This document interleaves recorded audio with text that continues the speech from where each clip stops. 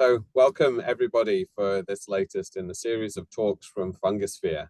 We're very excited today to welcome Meghann, who's going to be speaking to us about her work around growing button mushrooms. We've had a conversation about this before. There's lots of interesting stuff about the microbial interactions that promote perfect growth. And apparently there's lots of excess production, so she may even give us some advice on what she does with all those excess mushrooms. So Meghann, thank you very much for agreeing to talk today. We're all looking forward to hearing from you, and there'll be an opportunity for questions at the end. So you can share your screen and take it away. Thank you. All right. Thank you so much for the introduction. I'll add some panels. Yeah. All right. So, thank you for the introduction, Justin. And my name is Meghann. For those of you that I met last week at the Fungisphere event, it was fantastic to meet you, and I'm super excited to meet everybody else as we go through. So today I'll be talking to you about how to grow mushrooms. Mushrooms come in all sorts of shapes, colors, and sizes. They are known for being great nutritional value, particularly being high in protein. And in Australia, they are the 6th most important horticultural crop, which 90% of that is taken up by the button mushroom industry, which I'll be mostly focusing on today.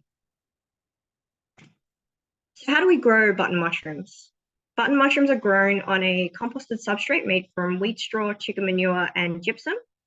The raw materials are piled together and placed onto a concrete slab where it's wetted and allowed to partially ferment for about 9 to 21 days.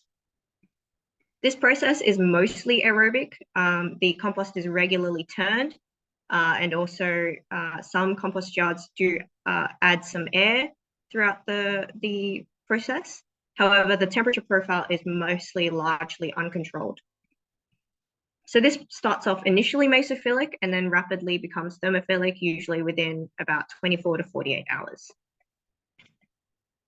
Following that, the compost that has now been partially fermented is now moved into temperature-controlled tunnels where it's completely sealed. This process is highly aerobic, where air is forced through the entire compost profile at a very fast rate. And it undergoes 2 stages. So the first stage being pasteurization, where we inactivate a lot of the pathogenic organisms, and then a curing conditioning phase where the compost is then cooled down to about 45 degrees. So this process takes about 6 days, and this is quite a static process across all of the compost yards in Australia. After that, the compost is then inoculated with mushroom spawn, which is the agaricus mushroom mycelium that's grown on grain. That's inoculated into the compost and allowed to proliferate throughout the compost. And this takes about 16 days, also highly aerobic as well. So it's in the same sealed tunnels that phase 2 occurs in. And it will grow throughout the compost. Then the compost is then transported to farms where they will load it onto these shelves in large rooms. They'll add a low nutrient peat layer that we call casing.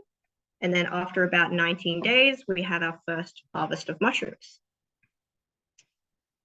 What's happening in the compost? Microbially, the heat that's generated by the microbes during phase 1 is due to the microbes using the carbon and nitrogen that's already there and easy to use. A lot of ammonia is released from that due to the heat they're generating, as well as from proteolysis. Then once it's moved into those sealed tunnels, that heat and the ammonia aids in killing the pathogenic organisms. And then during that curing stage, where the rest of our organisms that are there will incorporate that free ammonia back into the compost as biomass. Then in phase 3, where our mushrooms are growing and proliferating throughout our compost, they get their nitrogen from that microbial biomass, as well as getting carbon by releasing lignin-degrading enzymes. So what are the fungi, what are the microbes that are in the compost? So fungal succession, we get this rapid succession of fungal taxa at the start. And then in phase 2, we have a complete dominance by Mycothermus thermophilus until the compost is then inoculated with the agaricus, where it eventually takes off and the Mycothermus eventually dies down. So Mycothermus has been extensively studied since 1992 for its growth-promoting role with Agaricus bisporus. This particular organism is one of the key organisms for that ammonia incorporation that occurs during phase 2. And it also produces cellulose and hemicellulose degrading enzymes, breaking down a lot of that those polymeric compounds from the wheat straw. On the bacterial side of things, again, we get this rapid succession in phase 1. And then we get this stable community in phase 2 and 3, where these organisms work together to further break down the cellulose as well. So these organisms work in tandem with the Mycothermus. So Pseudoxanthomonas has been found in many cellulose-degrading consortia. It produces beta-glucosidase, which breaks down cellobiose, a disaccharide of glucose. But this taxon itself has not been known to produce any cellulose-degrading enzymes. Strodobacter has also been found in lignocellulose-degrading consortia. However, I haven't been able to isolate a Strodobacter organism, so I won't really be talking about this organism much further. And finally, Chitinophagaceae, which is a family of known bacterial chitin degraders. For this particular data set, this taxon is a novel chitin degrading bacterium that I've managed to isolate, and I will talk about this a little bit more later on. So that was the profile of at one compost yard, and I wanted to see what if we get a similar profile across at that stage across multiple compost yards in Australia. And we do get a little bit of consistency in diversity across different compost yards. So the ones that I'll point out are Chilatovorans and Chilatococcus, which can grow on a minimal medium using cellobiose, again, a disaccharide of glucose as its sole carbon source. And it's also been proposed that it aids in lignin breakdown. However, this hasn't really been confirmed in literature. And again, we see Pseudoxanthomonas, which is our dominant taxon in most of our yards and takes up a relative abundance of about 30% in some of them. And this also mostly consists of one species, Pseudoxanthomonas taiwanensis. So knowing that our profile looks not quite the same, but a little bit similar, how do these taxa interact with each other? So focusing on Mycothermus and Pseudoxanthomonas, what I had to do was isolate as many Mycothermus strains as I could get my hands on with the compost that I had. So I managed to isolate about 10 different Mycothermus organisms or Mycothermus strains from the different compost yards. And Sanger sequencing confirmed that all of these strains are Mycothermus. And then I used a DNA fingerprinting method called box PCR to confirm that these strains are all identical. So across our 5 different compost yards in Australia, all of our Mycothermus strains are exactly the same. Cool. Then I managed to isolate 3 different species of Pseudoxanthomonas taiwanensis. And then here I have them grown on plate in co-culture with Mycothermus. So here the bacteria have been streaked onto the plate. They've been grown to stationary phase. and then the fungus is inoculated in the middle and allowed to grow over the plates.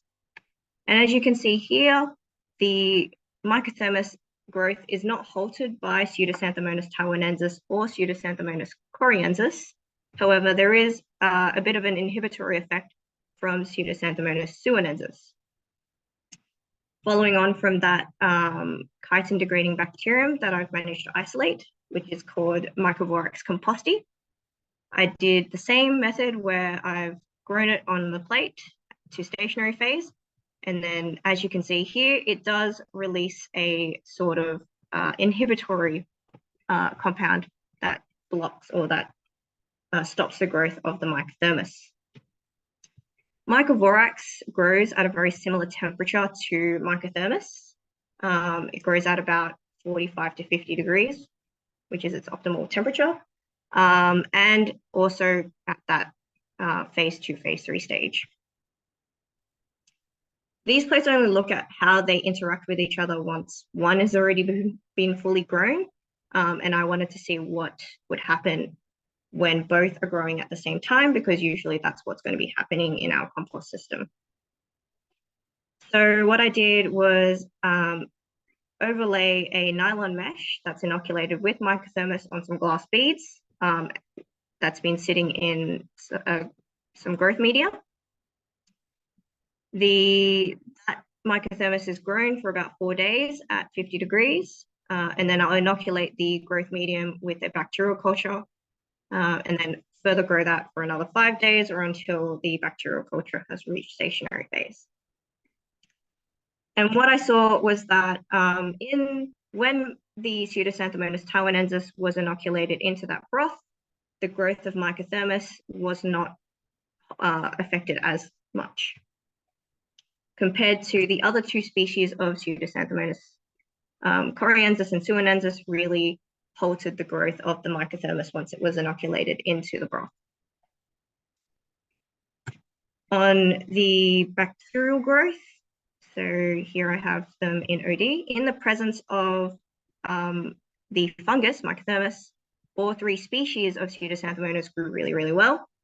However, without the Pseudoxanthomonas there, it didn't grow very well at all outside. So that leads me to believe that the fungus was releasing a compound or some sort of nutrient that boosts the growth of the Pseudoxanthomonas. With our chitin-degrading organism, here the bacterium grew better in the presence of Mycothermus. However, the fungus with the bacterium in there did not grow very well. In fact, it actually started decreasing in radial growth. So, and that was actually because the Microborax is using the chitin in the fungal cell wall of Mycothermus. And I actually was able to see that under the microscope. So here I have Mycothermus that have been stained with Congo red, which binds to chitin. And you'll see that the fungal cell wall of Mycothermus is completely intact, compared to when the Mycothermus was incubated with the Microborax. Here, the fungal cell wall is almost fully degraded, and it was actually quite fragile, where it was very difficult to get a full piece to see under the microscope, and it's also actually flaking off quite a bit. So we looked at the interaction between Mycothermus, Pseudoxanthomonas, and Microborax, but we have a whole plethora of other organisms here that are available to use and are there. So we've managed to isolate a Chilatococcus strain called Chilatococcus composti. And we wanted to see how that would interact with Mycothermus, as well as what interaction that has with Agaricus. So unfortunately, growing Agaricus in a lab setting is a little bit difficult. It doesn't grow very well on lab media, but it grows very, very well on compost. So what we did was we got some test tubes, filled the bottom with some Agaricus spawn, filled the tubes up with our end phase 2 compost that's been inoculated with an inoculum, and then it grows up the tube for about 13 days till we get complete colonization by the agaricus, and we call these race tubes. So a previous student in our lab did a whole bunch of, started off with trying to see if this adding extra microbes into the compost was just extra food for the agaricus. So here she's inoculated Pseudoxanthomonas taiwanensis and Calatococcus into the compost, sterilized the compost by autoclaving, and then inoculated it with a microthermus spore suspension, because we know that microthermus does boost the growth of the agaricus. She's done the same here, where she's sterilized it but not added anything, and then done the inoculation with the microthermus, and so on and so forth. And then her control was just not adding anything at all and letting it grow. And what she found was that microthermus does boost the growth of Agaricus mycelium, so great, that was confirmed.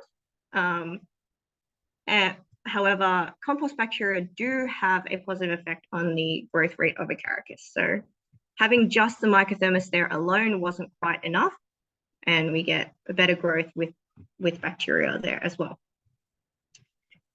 Adding the bacteria and then sterilizing the compost and not adding anything post-sterilization actually caused the agaricus to stop growing at all. And after, I think it was 6 days, it wouldn't continue growing.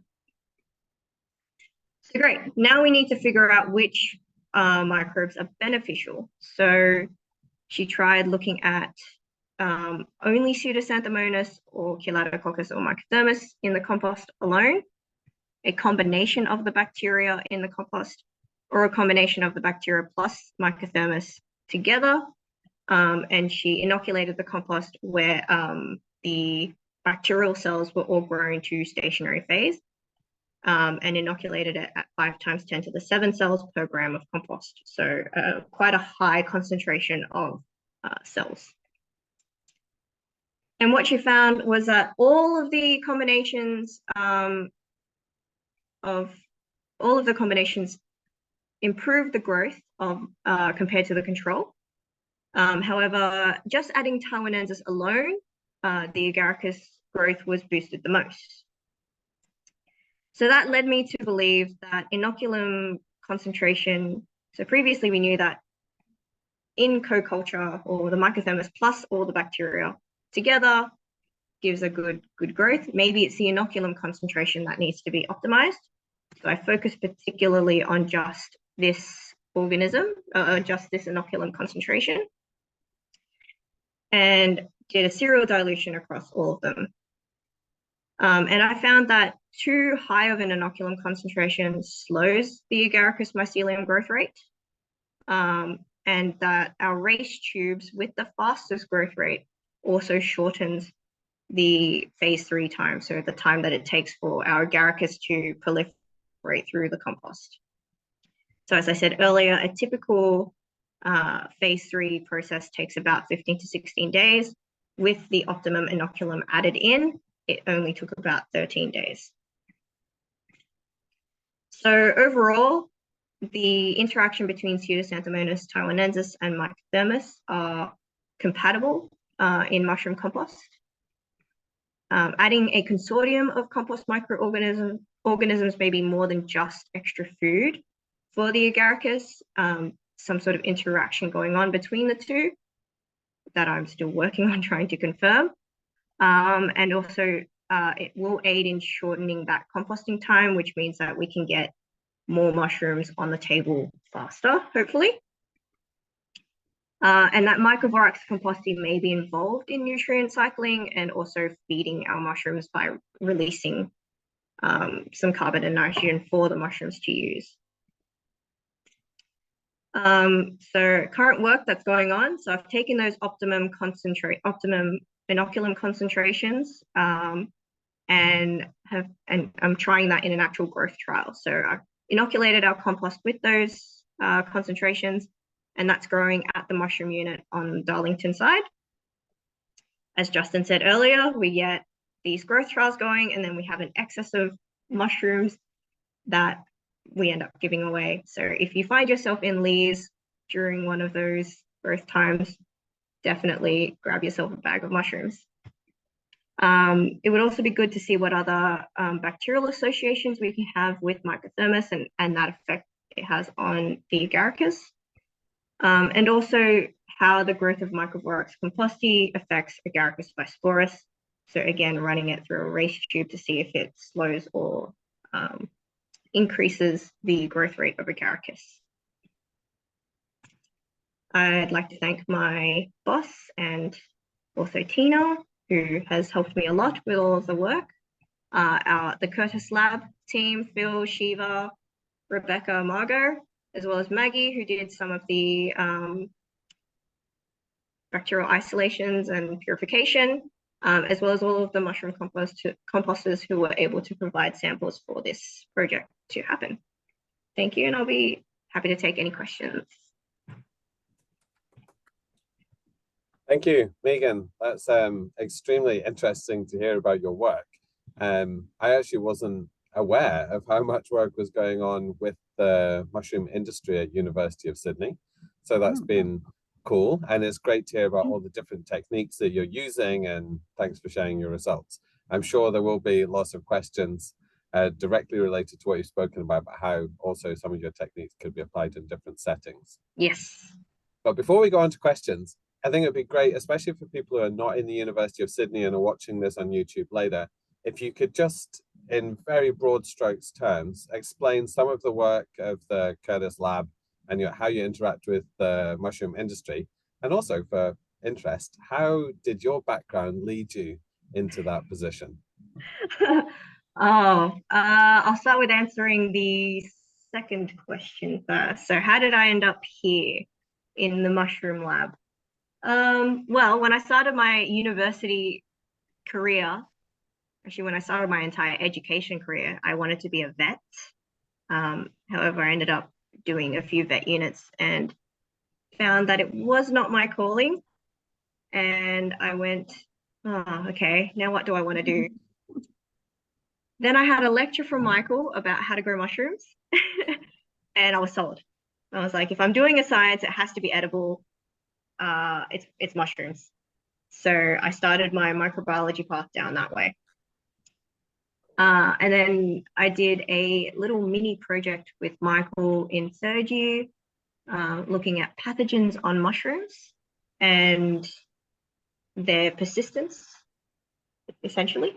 And then from there, it went into looking at the nitrogen cycle during cropping and all of that stuff. So I've done a lot of molecular work and biochemistry work in that sense, in honors. And then I went away to the industry, learned how to grow mushrooms, was picking mushrooms for a couple of mushroom farms as well, and then came back and was like, oh, I want to do some more research. I want to help the industry out a little bit more, see what I can do for them. So Michael, being the only person I know that was working on mushroom research at the time, and still is basically the only researcher working on mushroom research, I asked him if we had a project or we could do a project together. So he took me on, and 5-ish years later, I finished my PhD with mushrooms. How do we keep in contact with the industry? So every year when we get new students, we tend to try and take them out to the mushroom farm. So our closest farms that we have at the moment in New South Wales are in Windsor and Mulgrave. So it's about an hour drive from Sydney, and we do keep a close relationship with them as much as we can.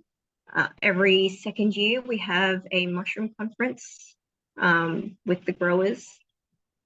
So we do try to do a talk for that conference every time the conference is on. Last year, Michael and I were kind of fighting over who was doing the presentation. I did the presentation in 2018 when he went on sabbatical, so I was like, maybe you do it this year. So yeah. Okay, cool, great. And what's the scope of the rest of the work in in your group?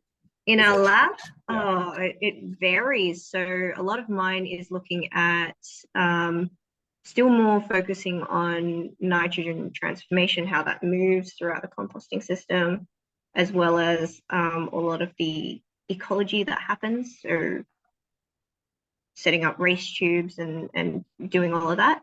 We have a PhD student who just finished her honours with us last year, who's now working on bacteriophage, which is bacterial viruses. What else do we have? We have another student in our lab who's going to be looking at the microbial community in phase 1 and taking a much closer look at what happens at that stage. How rapid is that succession occurring? What else do we have? That's already a lot.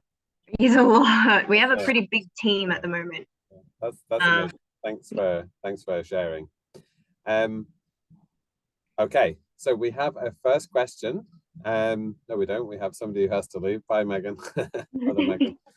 But do we have any questions from anybody who's online now? I see Julie first is unmuted, and then Ruth. So thanks, Meghann. That was a really fascinating talk. And look, I know you're trying to find, positive interactions between these, bacteria and fungi, so that you can promote, the growth of mushrooms. But I'm really interested in some of the negative ones you found, where I'm wondering whether you might have discovered a new antimicrobial. And I found that really exciting. I mean, it looked like your fungi were dying. Yeah. Because they weren't being stained with that Congo red. Yeah. And so, I just wondered if you're sort of interested in side projects where, you can kind of, take, like when you grow those plates, can you take some of that area or that zone of inhibition and send them off to a chemist or something to find out what they are? Yeah, so I did do a little quick test to see, I did a chitinase test, so it was just a colorimetric chitinase test, and did confirm that it is producing chitinase, so it is breaking down. It is. Yeah. Okay. How do I go about purifying that? I am not sure. I mean, I guess if it's a chitinase, sorry, I probably missed that. I got really excited thinking, wow, I'm writing something else. But yeah, if it is a chitinase, then I guess that's a sort of a, I'm not sure whether we can exploit those for. I'm not sure either, but it would be good to see if we could. So I'm currently looking at inoculating that in with the microthermos in the compost. Mm-hmm. So does it break down the microthermos and then therefore produce more food for the agaricus, as well as if I have it just alone in the compost, is it going to have a detrimental effect on the agaricus growth? The difference between the microthermos and the agaricus is that agaricus grows at a much lower temperature compared to the microborax, which grows at 45 optimally and doesn't grow below 30.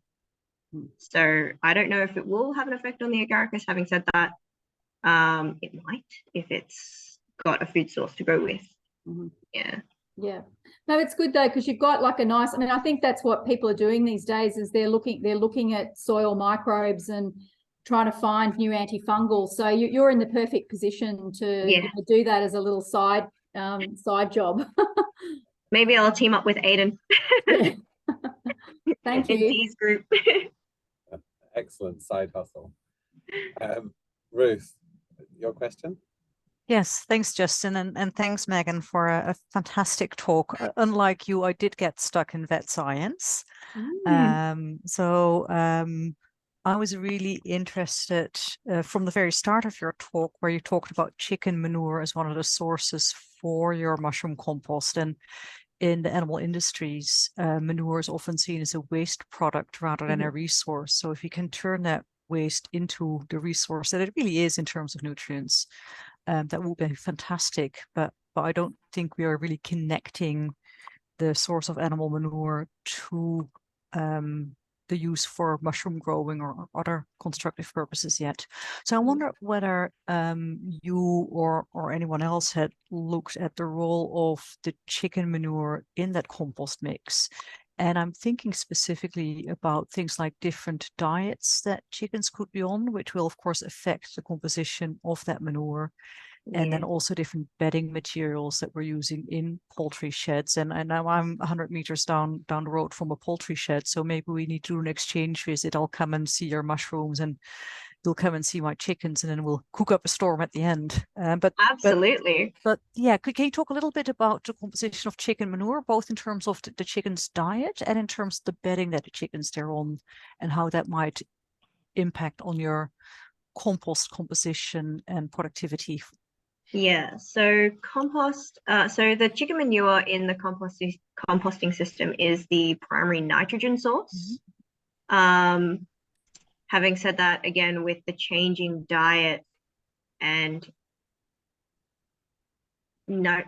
basically the nitrogen conversion in chicken feed being so much better now than it was before, a lot of that nitrogen it doesn't end up in that manure.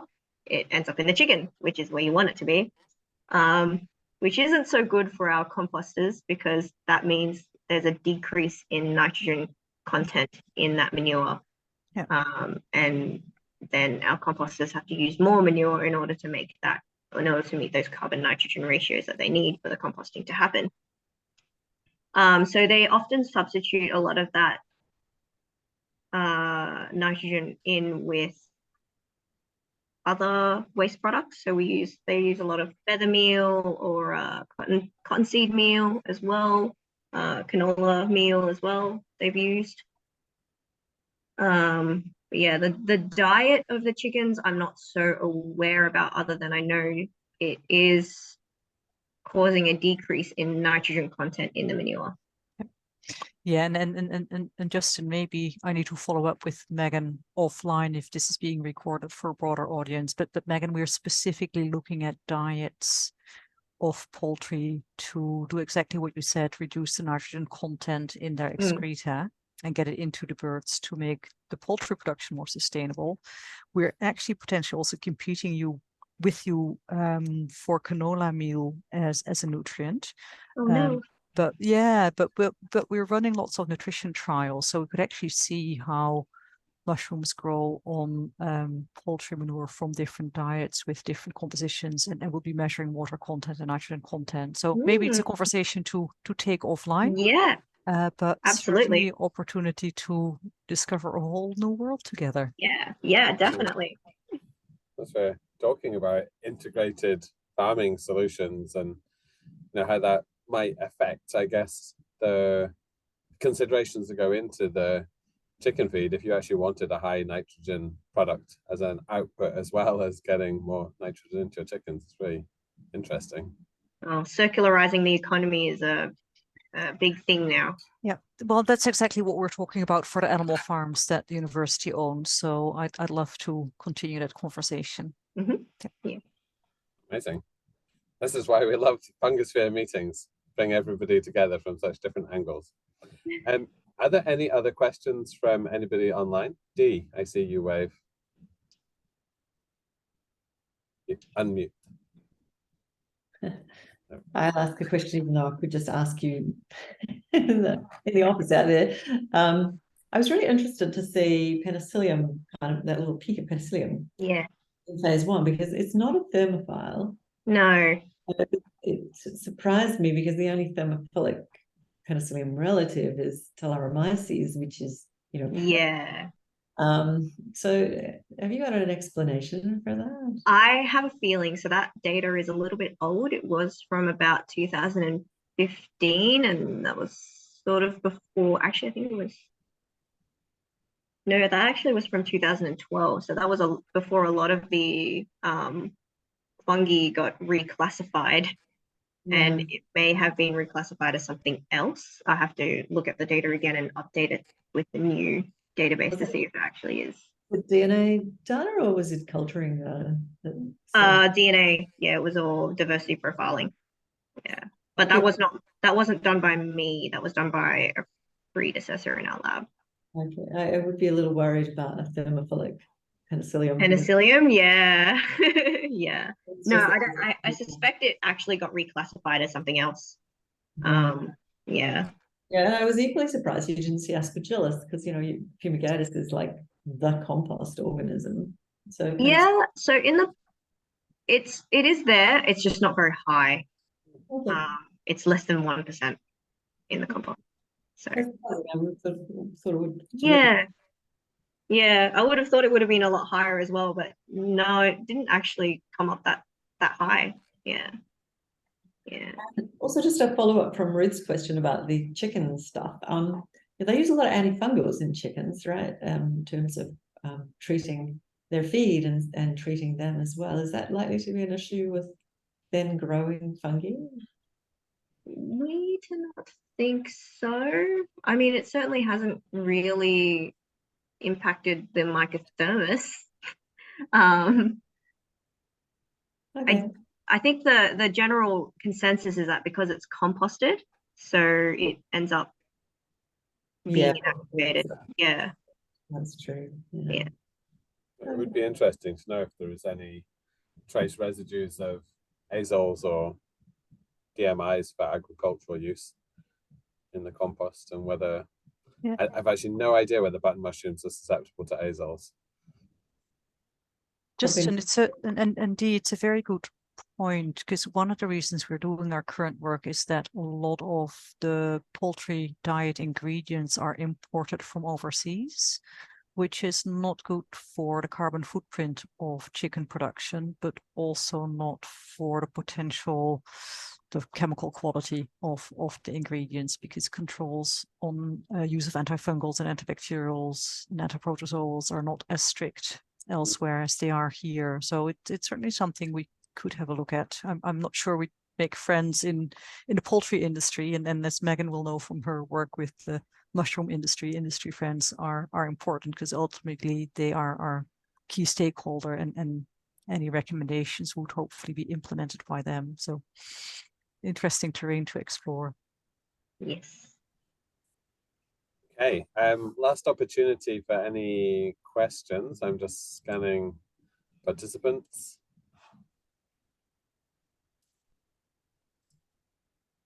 Do you have any closing comments you'd like to share with us, Meghann? Not that I know of, other than thank you for inviting me for this talk and giving an opportunity for me to present my work. Thank you for coming. It was really interesting to hear from you. And yeah, look forward to catching up soon. Yeah, and I'll let Dee know, or you know, when there are excess mushrooms in Lee's, and you guys can come grab some. Okay. Really good mushrooms. Yeah. We've got a distribution list that will be keen to know. I see even all the thumbs are going up now. Yeah. All right. Thank you so much. Thanks for joining. And we will have further talks every 2 months. So yes, hopefully you can join some of those as well. So definitely. thanks, everybody. Goodbye. Thank See you you next time. Bye.